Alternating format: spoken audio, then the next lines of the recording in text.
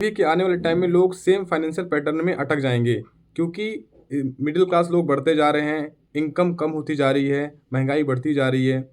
इसलिए तो India top 10 देशों में से सबसे गरीब देशों में माना जाता है। इसके एक बहुत ही खास वजह है, जैसे कि आप लोग जानते होंगे कि इंडिया में 31% लोग मिडिल क्लास से बिलोंग करते हैं और ये जनसंख्या आगे आने वाले 2030 तक में 38% के आसपास हो जाएगी। तो मतलब ये भी कि आने वाले टाइम में लोग सेम फाइनेंशियल पैटर्न में अटक जाएंगे, क्योंकि मिडिल क्लास लोग बढ़ते जा रहे हैं, इनकम कम होती जा रही है, महंगाई बढ़ती जा रही है। इसलिए तो आप भी अगर मिडिल क्लास की इस चक्कर में नहीं फंसना चाहते तो ये मनी मिस्टेक अवॉइड करना ना भूलें। वीडियो को लाइक और सब्सक्राइब जरूर करें। अगर वीडियो में बने रहने के लिए थैंक यू, और वीडियो में अंत तक बने रहें और हम जानेंगे कि कैसे हम मनी मिस्टेक को अवॉइड कर सकते हैं। तो सबसे पहला रीज़न है कि सबसे पहला मिस्टेक हम लोग जो करते हैं कि सिर्फ हम लोग बिल के बारे में सोचते हैं। बिल्कुल हमें ऐसा नहीं करना चाहिए। अगर हम बिल के बारे में सोचने अपना टाइम स्पेंड करेंगे तो फिर एक्सपेंस के बारे में ज़्यादा टाइम स्पेंड करेंगे सोचने के बारे में, तो आने वाले टाइम में हम अपने पैसे को कैसे बढ़ाएं, कैसे बढ़ाया जाए, तरीकों के बारे में कैसे जान पाएंगे। इसलिए बिल पे ज़्यादा फोकस ना करते हुए हमें ये सोचना चाहिए कि अपने पैसे को हम और कितना ज़्यादा बढ़ा सकते हैं और कैसे बढ़ा सकते हैं। दूसरा कि सिर्फ बचत करना है, इन्वेस्टमेंट नहीं करना। इसका मतलब ये भी होता है कि इन्फ्लेशन आने वाले टाइम में आपके पैसे की वैल्यू को बहुत ज़्यादा कम कर सकती है। अगर आप ये सोच रहे हैं कि सिर्फ बचत करने से हमारे आने वाले टाइम में स्थिति सुधर जाएगी और हम अच्छी पोजीशन में आ जाएंगे, तो बिल्कुल गलत है। आपको इन्वेस्टमेंट करना पड़ेगा।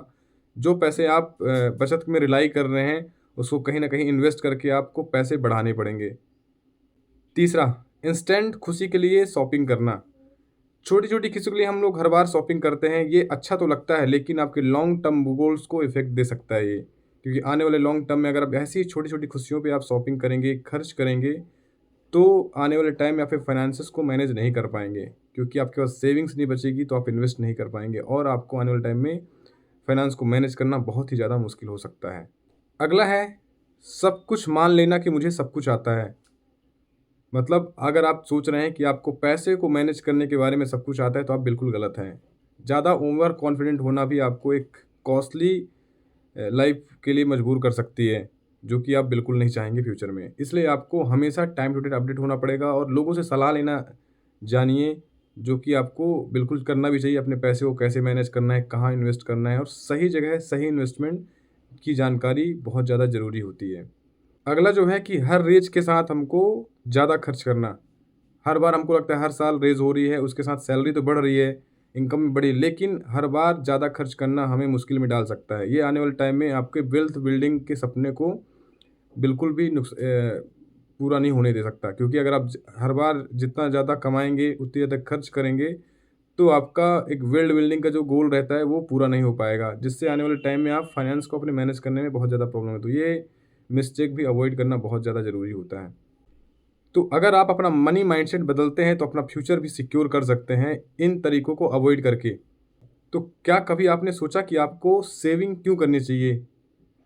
बहुत सारे रीज़न हो सकते हैं, जैसा कि इमरजेंसी फंड्स के लिए, बच्चों की पढ़ाई के लिए, घर में किसी की शादी के लिए या फिर रिश्तेदारों की शादी के लिए, फ्यूचर में आने वाले इन्फ्लेशन से निपटने के लिए, या फिर अगर आप फ्यूचर में कोई घर या कार प्लान कर रहे हैं तो उसके लिए हो सकती है।